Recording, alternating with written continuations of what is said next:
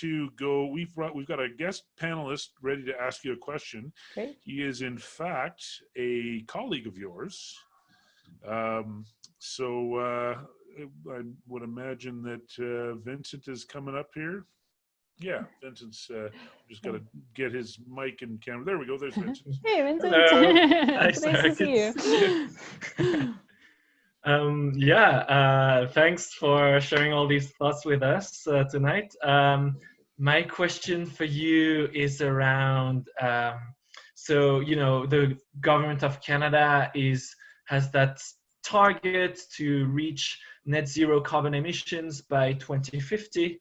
Looking at the long term, what do you think should be Alberta's role in meeting that target?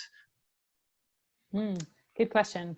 I think we have a lot of roles to play, right? So I think both kind of locally, we have a big role to play in decarbonizing our electricity sector, as you and I have often talked about in the past.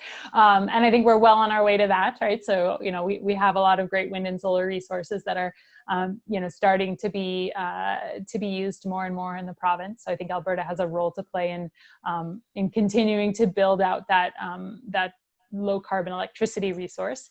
And then I would couple that with really developing some of the solutions and technologies, and then producing some of the materials that Canada is going to need to get there. So some of that decarbonizing the industrial sector, the production of materials that say will go into batteries for electric vehicles and for transport.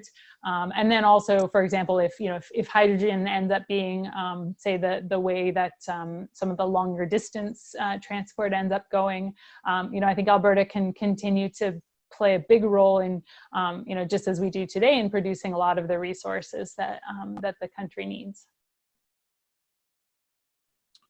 Did that get your question answered, Vincent? You're allowed to follow up if you'd like, because the Prime Minister, he gives a question and a follow-up. So I feel like if you want to follow up, you're welcome to have one. I guess on the electricity work, and I know you co-wrote an article with Blake Schaefer on that. Do you think it's building transmission lines between provinces is the right fit as part of the green recovery? And I'm wondering in terms of like the planning that could delay some of these constructions to happen. Mm-hmm.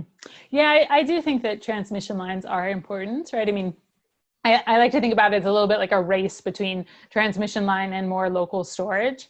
But we do have quite a kind of chopped up electricity grid across Canada. And so we would benefit quite a bit from increasing transmission capacity to British Columbia, for example, as well as down into the States.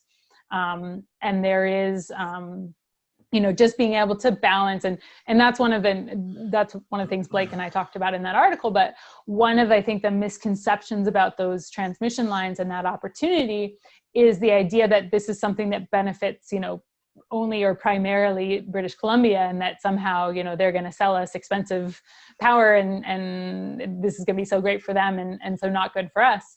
But actually, as we look to further electrification across the country, including in British Columbia, Alberta can produce a lot of electricity through our wind and solar resources at a price that's, it's sort of the cheapest new electricity resource that you can build out. And so there's a big opportunity for us here in Alberta too, in having those transmission lines and being able to export our power to BC as a source for them for electrification. So I would like to see those move forwards, and I think that there is, of course, there are real challenges around approvals and finding the right routes and those kinds of things.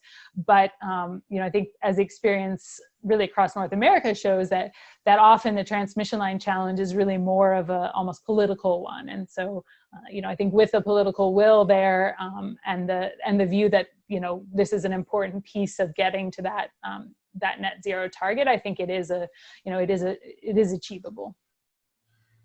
Thanks for your question, Vincent. I should also mention that not only is he a colleague of Sara's from Pembina, but he's also a former Calgary Climate Hub board member.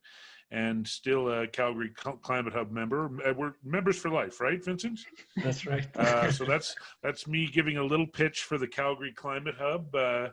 So what I would say to anybody, if you're not a member yet, you should consider becoming a member, because it really does help to be able to go and work with people who are trying to move the ball and aren't just trying to talk and make noise, but actually working with the city and other organizations to try to get us to where we need to be on climate.